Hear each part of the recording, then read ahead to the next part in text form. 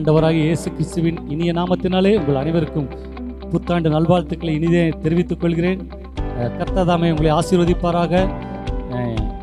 2021 எப்படி இருக்குமோ என்ன சொல்லி கொஞ்சம் பயத்தோடு கூட தான் நம்ம இருந்து கொண்டு இருக்கிறோம். என்ன சொன்னால் 2019 லாஸ்ட்டில் COVID-19 ஆரம்பித்தது, 2020 வரைக்குமாய் மையம் கொண்டிருந்தது. இப்பொழுது இதை காட்டிலும் இதைவிட வேகமாய் பரவக்கூடிய மற்றும் ஒரு தொற்று நோய் 2020 கடைசியிலே இப்போ டிசம்பரில் ஆரம்பித்தாச்சு நமக்கு. ஸோ இனி எப்படி சூழ்நிலை எப்படி இருக்குமோ என்ன காலகட்டமோ என சொல்லி ஒருவேளை பயந்து கொண்டு இருக்கிறீர்களா? ஒன்றுக்கும் பயப்பட வேண்டாம். தைரியமாய் நம்பிக்கையோடு கூட இருக்கும்படி அன்போடு கூட கேட்டுக்கொள்கிறேன். கர்த்தர் ஒரு புதிய ஆண்டிலே புதிய ஒரு வார்த்தைகளை கர்த்தர் நமக்கு கொடுக்க போகிறார். அதற்கு முன்பாக நம் கண்களை மூடி தலைகளை தாழ்த்தி நாம் ஜெபிப்போமே. பரிசுத்தமுள்ள தகப்பனே, இந்த வேளையிலே நாங்கள் உம்மை துதிக்கிறோம், உம்மை ஸ்தோத்தரிக்கிறோம். நீர் கொடுத்த இந்த புதிய ஆண்டுக்காய் நாங்கள் உமக்கு நன்றி செலுத்துகிறோம். சென்ற ஆண்டு முழுவதும் எத்தனை நெருக்கடியான காலகட்டங்கள், உபத்திரவங்கள், பாடுகள், கண்ணீர்கள் எல்லாவற்றின் மத்தியிலிருந்து நீர் எங்களை கிருபையாய் பாதுகாத்து கொண்டீர்.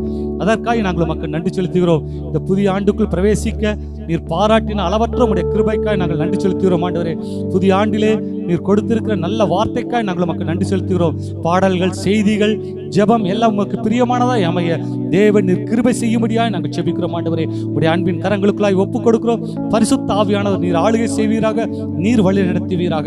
நீர் பெருக நான் சிறுக உடைய பாதத்தில் ஒப்புக் கொடுக்க தேவ ஆவியானவர் நீர் ஆளுகை செய்யும்படியாய் நாங்கள் ஜெபிக்கிறோம். இந்த நாமத்தை மாத்திரம் மகிமைப்படுத்துவீராக. இயேசுவின் நாமத்தில் ஜெபிக்கிறோம் நல்ல பிதாவே, ஆமேன், ஆமேன்.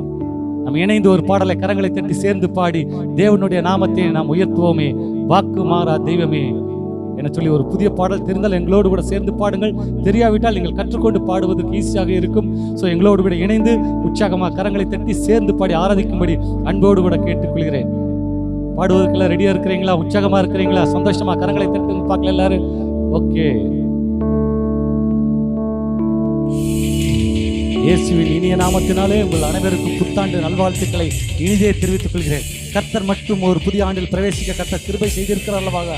உற்சாகமாக கர்த்தரை சேர்ந்து ஆராதிப்போம். என்னோடு கூட இணைந்து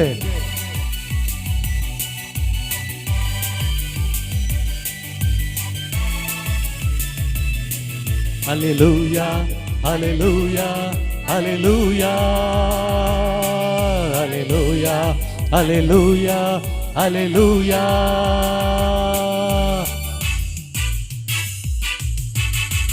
வாக்கு மாறா தெய்வமே, உன் வார்த்தை ஒன்றே போதுமே. இந்த ஆண்டின் நன்மைகள் என்னை வந்து சேருமே. அல்லேலூயா, அல்லேலூயா, அல்லேலூயா, அல்லேலூயா, அல்லேலூயா, அல்லேலூயா. நீதியின் பாதைகளில் அனுதினமும் வழிநடத்துகிற தேவன் நம்மை காத்து நமக்கு முன் செல்கிறவராய் இருக்கிறார்.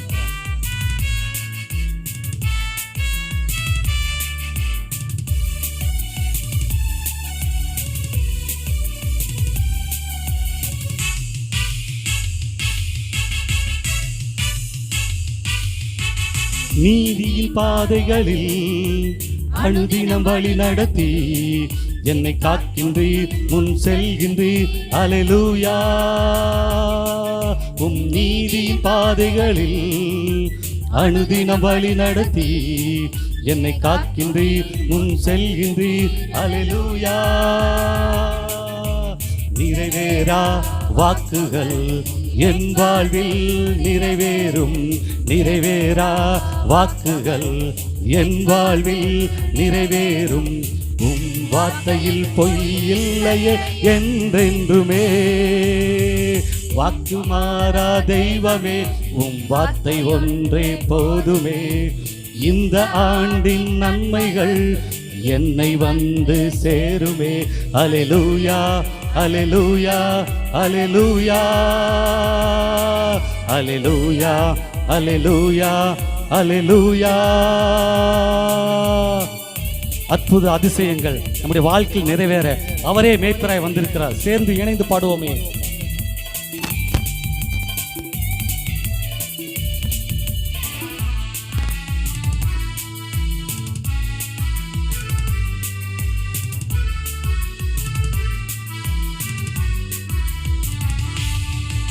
அற்புத அதிசயங்கள் என் வாழ்வில் நிறைவேற நீரந்தன் மேய்ப்பராய் இருக்கின்றீர். அற்புத அதிசயங்கள் என் வாழ்க்கையில் நிறைவேற நீரந்தன் மேய்ப்பராய் இருக்கின்றீர். வானத்தின் பல கனிகள் திறக்கவே செய்திடுவீர். வானத்தின் பல கனிகள் திறக்கவே செய்திடுவீர். உன் மேன்மையால் என் களஞ்சியம் செழிப்பாகுமே. வாக்கு மாறா தெய்வமே, உம் வார்த்தை ஒன்றே போதுமே. இந்த ஆண்டின் நன்மைகள் என்னை வந்து சேருமே. அல்லேலூயா அல்லேலூயா அல்லேலூயா அல்லேலூயா அல்லேலூயா அல்லேலூயா. எத்தனை ஆயுதங்கள் நம்மை நோக்கி வந்தாலும் நம் மீது அணுகாதபடி பாதுகாக்கிற தேவன் நம்மோடு கூட வந்திருக்கிறார். உணர்ந்து பாடுவோமே.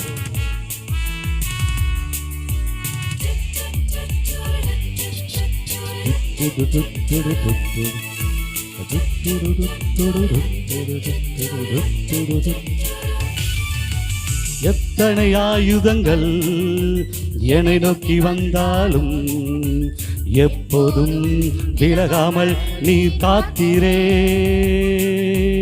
எத்தனை ஆயுதங்கள் என்னை நோக்கி வந்தாலும் எப்போதும் விலகாமல் என்னை காத்தீரே. எண்ணில்லா நன்மைகள் என் வாழ்வில் செய்திட்டீர். எண்ணில்லா நன்மைகள் என் வாழ்வில் செய்திட்டீர். அதை நினைத்து நான் உம்மை துதித்திட மனம் தந்திரே. வாக்கு மாறா தெய்வமே, உம் வார்த்தை ஒன்றே போதுமே. இந்த ஆண்டின் நன்மைகள் என்னை வந்து சேருமே. அல்லேலூயா அல்லேலூயா அல்லேலூயா அல்லேலூயா அல்லேலூயா அல்லேலூயா. உற்சாகமா இருந்துச்சா? உங்களுக்கு மனரம்யமா இருந்துச்சா? வாக்கு மாறாத தேவன் நம்முடைய தேவனாய் இருக்கிறார். கண்டிப்பாக அவர் சொன்ன வாக்கை கண்டிப்பாக நிறைவேற்றியே தீர்வார். ஸோ இந்த புதிய ஆண்டிலே கர்த்தர் புதிய வாழ்வை நமக்கு கொடுக்க போகிறார். புதிய ஆசீர்வாதமான வார்த்தைகளை கர்த்தர் கொடுக்க போகிறார். எதிர்பார்ப்போடு இருக்கிற அன்போடு கூட கேட்டுக்கிறேன். கர்த்தர் தாமே உங்களை ஆசீர்வதிப்பாராக. God bless you.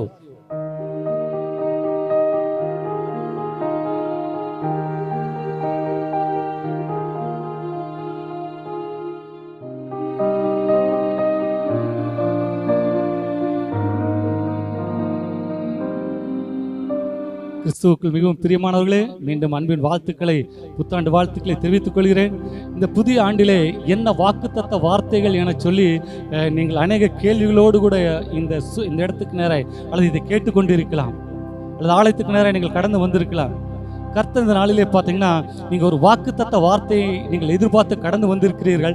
ஆனாலும் நான் தேவன் எனக்கு ஒரு வார்த்தை கொடுக்கும் பொழுது கிட்டத்தட்ட இதுதான் வாக்குத்தத்த வார்த்தையை என சொல்லி நான் ரொம்ப நாளாக இதற்காக நான் காத்திருந்து நான் ஜெபித்தேன். ஆனால் அதோடைய விளைவு கர்த்தர் இதே தான் வாக்குத்தத்த வார்த்தை என சொல்லி எனக்கு இடைப்பட்ட வழியினாலே அந்த வாக்குத்தத்த வார்த்தைகளை உங்கள் மத்தியிலே நான் வைக்க விரும்புகிறேன். அது மார்க் எழுதின சுவிசேஷம் 11ஆம் அதிகாரம் 17ஆம் வசனம் சொல்லப்பட்டு இருக்கிறது. என்னுடைய வீடு எல்லா ஜனங்களுக்கும் ஜெப வீடு எனப்படும்.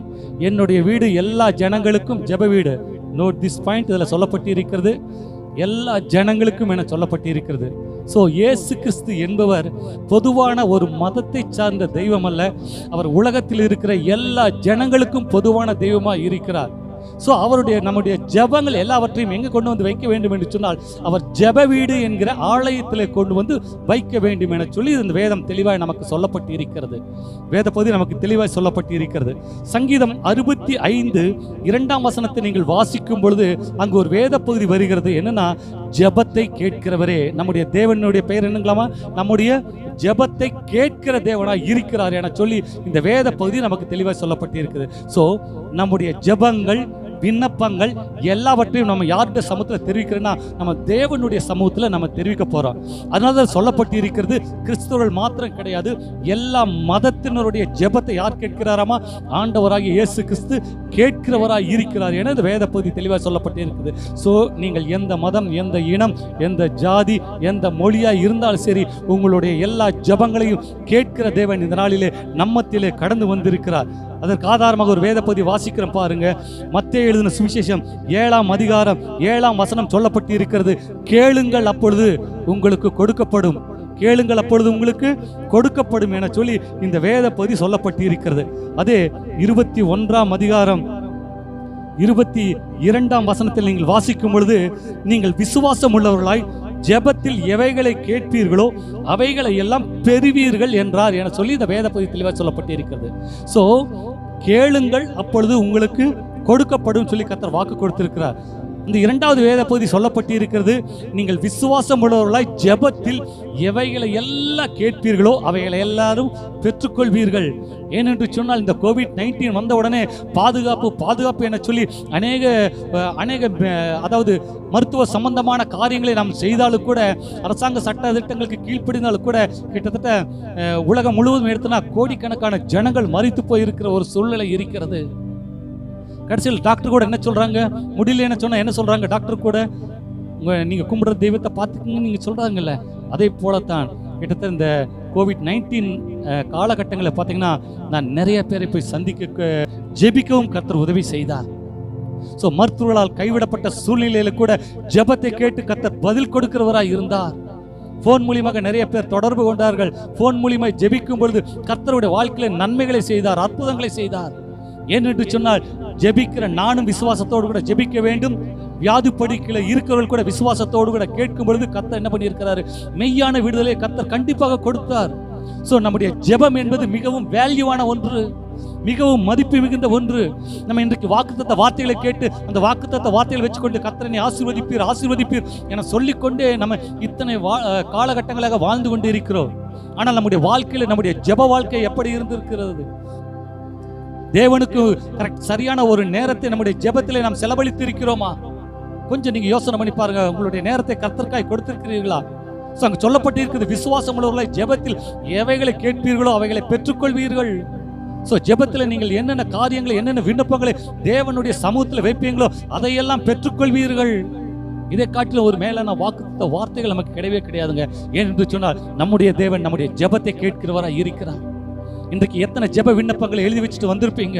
இந்த 2021 ஆண்டவரே எங்களுடைய வாழ்க்கையில் இந்த காரியங்கள் நடைபெற வேண்டும், எங்களுடைய பிள்ளைகளுடைய படிப்பு காரியங்கள், என்னுடைய தொழில் காரியங்கள், பிசினஸ் காரியங்கள், வீடு கட்டுகிற காரியங்கள் மற்றும் இன்னும் என்னென்ன திருமண காரியங்கள் என சொல்லி என்னென்ன மனதில் நீங்கள் குறித்து கொண்டு வந்திருக்கிறீர்களோ இது எல்லாவற்றையும் விசுவாசத்தோடு கூட ஜெபத்தில் வைங்க. தேவனுடைய சமூகத்தில் நம்பிக்கையா வைங்க. தேவனுடைய சமூகத்தில் ஏனென்று சொன்னால் நம்முடைய தேவன் நம்முடைய ஜெபத்தை கேட்கிறவர், நம்முடைய ஜெபத்தை தள்ளாதவர், நம்முடைய ஜெபத்தை தள்ளாதவர். நம்முடைய ஆண்டவராகிய இயேசு கிறிஸ்துவுடைய ஆரம்பம் முடிவு பார்த்தீங்கன்னா எல்லாமே ஒரு ஜெபத்தில் தான் ஆரம்பிச்சது இல்லையா? மார்க் எழுதின சுவிசேஷம் 1ஆம் அதிகாரம் 35ஆம் வசனம், அதுக்கு முன்பாகவே மத்தேயு எழுதின சுவிசேஷத்தில் பார்த்தீங்கன்னா அவர் அந்த சாத்தானால் சோதிக்கப்படுவதற்கு முன்பாக பார்த்தீங்கன்னா அவர் உபவாசித்து ஜெபித்தார் என சொல்லப்பட்டு இருக்கிறது. அதே மார்க் எழுதின சுவிசேஷம் 1ஆம் அதிகாரம் நான் எடுக்கிறேன் பாருங்க, 35ஆம் வசனம். மார்க் எழுதின சுவிசேஷம் 1ஆம் அதிகாரம் 35ஆம் வசனம் சொல்லப்பட்டு இருக்கிறது, அவர் அதிகாலையில் இருட்டோடு எழுந்து புறப்பட்டு வனாந்தரமான ஒரு இடத்திற்கு போய் அங்கே ஜெபம் பண்ணினார் என சொல்லப்பட்டு இருக்கிறது. ஸோ இயேசு தன்னுடைய ஊழியத்தையோ அல்லது மற்ற காரியம் ஆரம்பிப்பதற்கு முன்பாக அதிகாலையில் இருட்டோடு கூட எழுந்து அவர் செய்த காரியம் என்ன தெரியுங்களா? அவர் ஜெபிக்கும்படியாய் கடந்து சென்றார் என சொல்லி வேதம் சொல்லப்பட்டு இருக்கிறது. ஸோ நம்முடைய தேவன் என்ன பண்ணுகிறாருங்க? அதிகாலையில் எழுந்து ஜெபிக்கிறவராய் காணப்பட்டார் என சொல்லப்பட்டு இருக்கிறது. நீதிமொழிகள் 8ஆம் அதிகாரம் 17ஆம் வசனம் சொல்லப்பட்டு இருக்கிறது, அதிகாலையில் என்னை தேடுகிறவர்கள் என்னை கண்டடைவார்கள் என சொல்லப்பட்டு இருக்கிறது. அதிகாலையில் என்னை தேடுகிறவர்கள் கண்டடைவார்கள் என சொல்லப்பட்டு இருக்கிறது. அவருடைய முடிவு பாருங்க, லூக்கா எழுதின சுவிசேஷம் 23ஆம் அதிகாரம், லூக்கா எழுதின சுவிசேஷம் 23ஆம் அதிகாரம் 6ஆம் வசனத்தை வாசிக்கிறோம் பாருங்க. அவர் கடைசியாய் மரிக்க போவதற்கு முன்பாக அவர் சொன்ன ஒரு வார்த்தை பாருங்க. இயேசு, பிதாவே, உம்முடைய கைகளில் என் ஆவியை ஒப்புவிக்கிறேன் என்று மகா சத்தமாய் கூப்பிட்டு சொன்னார். இப்படி சொல்லி ஜீவனை விட்டார் என சொல்லப்பட்டிருக்கிறது. சோ அவருடைய ஆரம்பமும் ஜெபமாய் இருந்தது. இதோ அவர் இப்பொழுது மரிக்க போகிறார். இந்த மரண தருவாயில கூட என்ன தெரியுங்களா, அவர் ஜெபத்தோடு கூட தன்னுடைய இறுதி ஓட்டத்தை நிறைவு செய்கிறவராய் இருந்தார். ஆண்டவராக இயேசு கிறிஸ்து பார்த்தீங்கன்னா ஜெபத்திற்கு அவ்வளவு முக்கியத்துவம் கொடுத்தார். பிதாவின் இடத்தில் எப்பொழுது பார்த்தாலும் அவர் ஜெபித்துக் கொண்டே இருந்தார். நேரம் கிடைக்கும் பொழுதெல்லாம் ஜெபித்துக் கொண்டே இருந்தார். ஸோ நம்முடைய வாழ்க்கையில எப்படி இருக்கிறது, நம்முடைய வாழ்க்கை எப்படி இருக்குன்னு சொல்லி கொஞ்சம் கற்பனை பண்ணி பாருங்க. சீசர்களுக்கு மத்தேயு எழுதின சுவிசேஷம் ஒரு வசனத்தை வாசிக்கிற பாருங்க. மத்தேயு எழுதின சுவிசேஷம் 6ஆம் அதிகாரம், மத்தேயு எழுதின சுவிசேஷம் 6ஆம் அதிகாரம் 9 to 13 வரைக்கும் வசனங்களை வாசித்து பார்க்கும் பொழுது, நீங்கள் ஜெபிக்க வேண்டிய விதமாவது என சொல்லி சீசர்களுக்கு அவர் கற்றுக் கொடுக்க ஆரம்பிக்கிறார். நீங்கள் எப்படி ஜெபிக்க வேண்டும் என்பதை சீசர்களுக்கு கற்றுக் கொடுக்கிறார். பரமண்டங்களில் ஜெபம் என சொல்லி நம்ம அதை சொல்லிக் கொண்டிருக்கிறோம். சோ சீசர்களுடைய ஆரம்பமே எப்படிதான் ஆரம்பிச்சது? ஜெபத்திலே ஆரம்பித்ததா இருந்தது. அதனாலதான் மீன் பிடிக்கிறவங்கள இன்னைக்கு வல்லமையை பிரசங்கியாரே மாறி என்று சொல்லி பார்க்கும் பொழுது காரணம் என்ன தெரியுங்களா? ஜெபம். Prayer is the most important. ஒரு மனிதனுடைய வாழ்க்கையில மிக மிக முக்கியமான காரியம் ஜெபம் என்பது. அது நீங்கள் நன்றாக நீங்கள் புரிந்து கொள்ளும்படி அன்போடு கூட கேட்டுக்கொள்கிறேன். சங்கீதம் 66ஆம் சங்கீதம் 66ஆம் சங்கீதம் 19-20 வசனங்களை நான் வாசிக்கிறேன் பாருங்க. மெய்யாகவே தேவன் எனக்கு செவி கொடுத்தார், என் ஜெபத்தின் சத்தத்தை கேட்டார். என் ஜெபத்தை தள்ளாமலும் தமது கிருபையை என்னை விட்டு விலக்காமலும் இருந்த தேவனுக்கு ஸ்தோத்திரம் உண்டாவதாக என இதுல சொல்லப்பட்டிருக்கிறது. அங்கு சொல்லுகிறார் சங்கீதக்காரனாகிய தாவீது சொல்லுகிறார், மெய்யாகவே தேவன் என்னுடைய ஜெபத்தை கேட்டார், என்னுடைய ஜெபத்தை அவர் தள்ளவே இல்லை. ஜெபத்தினுடைய சத்தத்தை அவர் கேட்டார், செவி கொடுத்தார். அவருடைய கிருபை என்னை விட்டு விலக்காமல் இருந்த தேவனுக்கு ஸ்தோத்திரம் உண்டாவதாக, ஸ்தோத்திரம் உண்டாவதாக என சொல்லி அவர் ஜெபத்திலே அவ்வளவு அவர் ராஜா தான், ஆனாலும் கூட ஜெபத்திற்கு எவ்வளவு முக்கியத்துவத்தை அவர் கொடுத்திருக்கிறார் என சொல்லி பாருங்க. அவ்வளவு முக்கியமான ஒரு வேத பகுதியாக இருக்கிறது. அவர் ஜெபத்திற்கு அவ்வளவு இம்பார்ட்டன்ட் கொடுத்தார். சோ நம்முடைய வாழ்க்கையில நம்முடைய ஜெபத்திற்கு நம்ம அப்படி இம்பார்ட்டன்ட் கொடுக்கிற பிள்ளைகளாக நம்ம இருக்கிறோமா? அதே சங்கீதம் 28:6-7 வசனங்களை வாசிக்கும் பொழுது பாருங்க. கர்த்தருக்கு ஸ்தோத்திரம், அவர் என் விண்ணப்பங்களின் சத்தத்தை கேட்டார். 55ஆம் அதிகாரம் 1ஆம் வசனம் பாருங்க.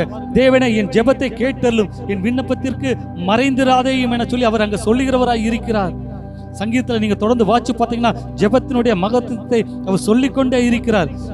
சங்கீதம் 116ஆம் சங்கீதம் 1ஆம் வசனத்தை வாட்சி பார்த்தீங்கன்னா, கர்த்தர் என் சத்தத்தையும் என் விண்ணப்பத்தையும் கேட்டதினால் அவரில் அன்பு கூறுகிறேன். அவர் சொல்றாரு, என்னுடைய ஜெபத்தினுடைய சத்தத்தை கேட்டதுனால நான் உம்மிடத்தில் அன்பு கூறுகிறேன் சொல்றாரு. சோ இயேசு அதிகாலையில் இருட்டோடு கூட எழுந்து ஜெபிக்க ஆரம்பித்தார். ஜெபத்திலே தன்னுடைய ஊழியத்தை ஆரம்பித்தார். முடிவாக முடிக்கும் பொழுது, தன்னுடைய இறுதி ஓட்டத்தை முடிக்கும் பொழுது, பிதாவே உம் கைகளில் என் ஆவியை ஒப்புவிக்கிறேன் என சொல்லி ஜெபத்தோடு கூட தன்னுடைய ஓட்டத்தை நிறைவு செய்தார். இந்த 3 வருஷ ஊழிய பிரயாணங்களிலே ஊழிய பிரயாணங்கள் பார்த்தீங்கன்னா ஜெபத்திற்கு அவ்வளவு மோஸ்ட் இம்பார்ட்டன்ட் கொடுத்தார். அதனால தான் சீசர்களுக்கு அவர் பரமண்டலங்களிலே இருக்கிற ஜெபத்தை அவர் கற்றுக் கொடுக்க ஆரம்பித்தார். பழைய ஏற்பாடாகட்டும் புதிய ஏற்பாடாகட்டும் எல்லாவற்றிலும் கர்த்தர் நமக்கு ஜெபத்தை கர்த்தர் முன்மாதிரியை கர்த்தர் வைத்திருக்கிறார். எப்படி நமக்கு 2 கண்கள் இருக்கிறதோ அதே போல ஒரு கண் தேவனுடைய வார்த்தைகள், மற்றொரு கண் ஜெபமாய் இருக்கிறது. சோ உங்களுடைய ஜெபத்திலே கர்த்தருக்கு எவ்வளவு நேரத்தை ஒதுக்குறீர்கள்? கேளுங்கள் அப்பொழுது உங்களுக்கு கொடுக்கப்படும் என சொல்லிட்டு விசுவாசத்தோடு கேட்கிற எவரும் பெற்றுக்கொள்கிறார் என சொல்லி நம்ம நம்பிக்கையோடு கூட நம்ம சொல்லிக் கொண்டிருக்கிறோம் அல்லவா? அப்படி நம் கர்த்தருக்காக எவ்வளவு மணி நேரத்தை நம் கர்த்தருக்காக நாம் கொடுத்திருக்கிறோம்? ஜெபத்திலே நம்முடைய வேண்டுதலை எவ்வளவு நேரம் கர்த்தருக்காக நம்ம கொடுத்திருக்கிறோம்? கொஞ்சம் நம்ம தீர்மானம் பண்ணி பார்ப்போமே. சோ சொல்லப்பட்டு இருக்கிறது மத்தேயு எழுதின சுவிசேஷம் 11ஆம் அதிகாரம் 17, என்னுடைய வீடு எல்லா ஜனங்களுக்கும் ஜெப வீடு, எல்லா ஜனங்களுக்கும் ஜெப வீடு. சங்கீதம் 65:2 சொல்லப்பட்டு இருக்குது, ஜெபத்தை கேட்கிறவர் என சொல்லி. சோ இதை பார்த்து கொண்டிருக்கிற எனக்கு பிரியமான அன்பு சகோதர சகோதரிகளே, நீங்கள் தேவனுடைய சமூகத்திலே உங்களுடைய விண்ணப்பங்களை நீங்கள் அறிக்கையிடுங்க. ஏனென்று சொன்னால் உங்களுடைய ஜெபத்தை கேட்டு அதற்கு பதில் கொடுக்கிற உயிருள்ள தெய்வத்தை நம்பி இந்த நாளிலே நீங்கள் இந்த வார்த்தைகளை கேட்டுக்கொண்டே இருக்கிறீர்கள். ஸோ நீங்கள் தேவனிடத்தில் விசுவாசத்தோடு கூட எந்தெந்த காரியங்களை கேட்கிறீர்களோ கேட்கிற எல்லாவற்றையும் நீங்கள் பெற்றுக்கொள்ள போகிறீர்கள். இந்த புதிய வருடத்திலே புதிய ஆசீர்வாதம் இதுதான். நீங்கள் ஜெபத்தில் என்னென்ன நான் ஒரு வாக்குத்தத்த வார்த்தை சொல்லிட்டேன்னு வச்சுக்கோங்க, அந்த ஒரு வாக்குத்தத்த வார்த்தையை நீங்கள் வச்சுட்டே நீங்கள் இந்த வருடம் பூரா ஜெபம் பண்ணிட்டு இருப்பீங்க. ஆனால் இந்த ஜெபம் என்பது பார்த்தீங்கன்னா நம்முடைய வாழ்க்கையில நம்ம என்னென்ன தீர்மானம் பண்ணியிருக்கிறோமோ, என்னென்ன விண்ணப்பங்களை வச்சிருக்கிறோமோ, ஸோ எல்லாவற்றையும் தேவன் நிறைவேற்ற வல்லமையுள்ள தேவனாக இருக்கிறார். அங்கு சொல்லப்பட்டு இருக்குது, நீங்கள் விசுவாசம் உள்ளவர்களாய் ஜெபத்தில் எவைகளை ப்ளூரல்ல சொல்லப்பட்டு இருக்கிறது, பன்மையில சொல்லப்பட்டு இருக்கிறது, எவைகளை கேட்பீர்களோ எல்லாவற்றையும் பெற்றுக்கொள்வீர்கள் என சொல்லி. உங்களுடைய ஜெப குறிப்பெல்லாம் எழுதி வச்சுக் கொள்ளுங்க. தேவனுக்காக நீங்க என்னென்ன தேவை என்ன சொல்லி எல்லாம் ஒரு பேப்பர்ல எழுதி வச்சுக்கொள்ளுங்க. ஒவ்வொரு நாளும் அந்த பேப்பர் மேல கை வச்சுட்டு, ஆண்டவரே இதையெல்லாம் என்னுடைய ஜெபத்தில் விண்ணப்பமாக வைக்கிறேன்னு நீங்க சொல்லி கேட்டு பாருங்க. 2021 டிசம்பர் முடிவதற்குள்ளாக நீங்கள் எழுதி வைத்த எல்லாவற்றையும் தேவன் நிறைவேற்ற வல்லமையுள்ள தேவனாக இருக்கிறார். உலகத்துல இனி எவ்வளவு கொள்ளை நோய்கள், எவ்வளவு பாடுகள், எவ்வளவு உபத்திரவங்கள், எவ்வளவு கஷ்டங்கள் வந்தாலும் சரிங்க, நம்முடைய ஜெபத்தை கேட்கிற தேவன் நம்மோடு கூட தான் இருக்கிறாருங்க. அவர் சொல்லுகிறார், நான் உன்னை விட்டு விலகுவதும் இல்லை, உன்னை கைவிடுவதும் இல்லை என்ன சொல்லிங்க. அந்த நம்பிக்கையோடு கூட இருக்கும்படி அன்போடு கூட கேட்டுக்கொள்கிறேன். எல்லா ஜனங்களுக்கும் தேவனுடைய ஆலயம் என்பது ஜெப வீடாக இருக்கிறது. உடைய விண்ணப்பங்களை தேவனுடைய சமூகத்தில் நீங்கள் தெரிவிங்க. விசுவாசத்தோடு கூட எல்லாவற்றையும் பெற்றுக்கொள்ளுங்க. ஆசீர்வாதமாக இருக்கும்படி அன்போடு கூட கேட்டுக்கொள்கிறேன். கர்த்தர் தாமே உங்களை ஆசீர்வதிப்பாராக. விரிவான செய்தி வியாழக்கிழமை கரெக்டாக 10:30 மணிக்கு AG prayer house Chettipalayam Tiruppur church, எங்களுடைய சர்ச் இருக்கிறது. அங்கே காலையில் 10:30 இரவு வியாழக்கிழமை இரவு 10:30 மணியிலிருந்து அதிகாலை 1:30 வரைக்கும் ஆராதனை இருக்கும். முடிந்தால் நீங்கள் அதில் கலந்து கொள்ளும்படி அன்போடு கூட கேட்டுக்கொள்கிறேன். நான் ஓரலாக சொல்லிட்டு போயிருக்கிறேன், ஏன்னா யூடியூப்ல அவ்வளோதான் பேச முடியும். விரிவான செய்தி நீங்கள் ஆலயத்தில் வந்து கேட்டு தேவனுடைய ஆசீர்வாதங்களை பெற்றுச் செல்லும்படி அன்போடு கூட கேட்டுக்கொள்கிறேன். கர்த்தர் தாமே உங்களை ஆசீர்வதிப்பாராக. அப்படியே கண்களை மூடி நாம் ஜெபிப்போம். பரிசுத்தமுள்ள தகப்பனே, இந்த வேளையிலே நன்றியோடு கூட நாங்கள் உம்மை துதிக்கிறோம், ஸ்தோத்திரிக்கிறோம். ஆண்டவரே, நீர் எந்த மதத்திற்கும் ஆண்டவரே சார்ந்தவர் அல்ல. ஆண்டவரே, நீர் எல்லா ஜனத்திற்கும் பொதுவான தேவன். ஆண்டவரே, அதனால்தான் நீ சொல்லியிருக்கிற மார்க்கில் ஆண்டவரே, எல்லா ஜனங்களுக்கு என்னுடைய வீடு ஜெப வீடுன்னு சொல்லப்பட்டிருக்கிறது. ஆண்டவரே, எல்லா ஜனங்களும் வந்து உங்களுடைய சமூகத்தில் விண்ணப்பத்தை வைக்கும் பொழுது சங்கீதத்தில் அழகாய் வாசித்தோம், எங்களுடைய ஜெபத்தை கேட்கிறவர், அதற்கு பதில் கொடுக்கிறவர் என சொல்லி. ஆண்டவரே, உங்களுடைய ஆரம்பம் ஜெபமா இருந்தது, முடிவும் ஜெபமா இருந்தது. ஆண்டவரே, சீசர்களுக்கு ஜெபத்தை கற்றுக் கொடுத்தீர். ஆண்டவரே, அதே போல எல்லாருக்கும் கற்றுக் கொடுத்திருக்க. ஆண்டவரே, கேளுங்கள் அப்பொழுது உங்களுக்கு கொடுக்கப்படும் என சொல்லி. ஆண்டவரே, விசுவாசத்தோடு கூட ஜெபத்திலே நீங்கள் எவைகளை கேட்பீர்களோ அவைகளை எல்லாம் பெற்றுக்கொள்வீர்கள் என சொல்லி வேதத்திலே நீ சொல்லி இருக்கிற. ஆண்டவரே, உங்களுடைய வார்த்தையின் பிரகாரமாக ஆண்டவரே கர்த்தாவே அப்பா, இந்த 2020 முழுவதும் போராட்டமான சூழ்நிலையை கடந்து போய்விட்டது. ஆண்டவரே, ஆனால் இந்த புதிய வருடத்திலே ஆண்டவரே உமக்கு பிரியமான பிள்ளைகள் ஆண்டவரே தங்களுடைய ஜெபத்தில் ஆண்டவரே என்னென்ன கோரிக்கையை வைக்கிறார்களோ ஆண்டவரே எல்லா காரியங்களையும் எங்கள் தேவனாகிய கர்த்தர் நீ நிறைவேற்றி தரும்படியாய் ஜெபிக்கிறேன். ஆண்டவரே, நீ நிறைவேற்றி தருவீராக ராஜா. ஒரு நன்மையும் குறைவிடாதபடி கர்த்தர் பாதுகாத்துக் கொள்ளுங்க. ஆண்டவரே, எல்லா கொள்ளை நோய்களுக்கு விலக்கி உடைய பிள்ளைகளை கர்த்தர் கிருபையாய் பாதுகாத்துக் கொள்ளுங்க. இந்த வருடம் முழுவதும் உடைய பிள்ளைகளை கர்த்தர் ஆசீர்வாதமாய் மாற்றுங்க. தேவைகளை கர்த்தர் சந்திங்க. சமாதானத்தோடு கூட வாழ உதவி செய்யும்படியாய் ஜெபிக்கிறேன். ஆண்டவரே, குடும்பத்தில் ஒற்றுமையும் மனநிறைவும் உண்டாகட்டும். ஆண்டவரே, பிரியமானவனே, பிரியமானவளே, உன் ஆத்துமா வாழ்வது போல எல்லாவற்றிலும் வாழ்ந்து சுகமாயிரு என்று சொன்ன நம்முடைய வார்த்தையின் பிரகாரமாக ஆண்டவரே, உடைய பிள்ளைகளை அனைவரையும் நான் மனதார நான் வாழ்த்தி ஆசீர்வதிக்கிறேன். ஆண்டவரே, புதிய வருடத்திலே புதிய ஆசீர்வாதங்கள், புதிய நன்மைகள், புதிய கிருபைகள், புதிய தரிசனங்கள் பெற்றுக்கொள்ள தேவன் கிருபை செய்வீராக. ஆண்டவரே, உங்களுடைய பிள்ளைகளை கண்மணி போல நீர் பாதுகாத்துக் கொண்டு வழிநடத்த முடியாது நாங்கள் செபிக்கிறோம். உங்களுடைய அன்பின் கரங்களுக்குள்ளாய் ஒப்புக் கொடுக்கிறேன். ஆண்டவரே, தேவ ஆவியானவர் ஆளுகை செய்வீராக, வழி நடத்துவீராக. இயேசுவின் நாமத்தில் செபிக்கிறோம் நல்ல பிதாவே. ஆமேன், ஆமேன், ஆமேன். என் ஆத்துமாவே கர்த்தரை ஸ்தோத்திரி, என் முழுவதும் என்னுடைய பரிசுத்த நாமத்தை ஸ்தோத்திரி. என் ஆத்துமாவே கர்த்தரை ஸ்தோத்திரி, கர்த்தர் செய்த சகல வரங்களையும் மறவாதே. ஆமென். ஆண்டவராகிய இயேசு கிறிஸ்துவின் கிருபையும் பிதாவாகிய தேவனுடைய அன்பு பரிசுத்த ஆவியானவருடைய அந்யோன்ய ஐக்கியமும் நம் அனைவரோடு கூட இன்றும் என்றும் இந்த வருடம் முழுவதும் சதா காலங்களில் நம்மோடு கூட இருப்பதாக. God bless you.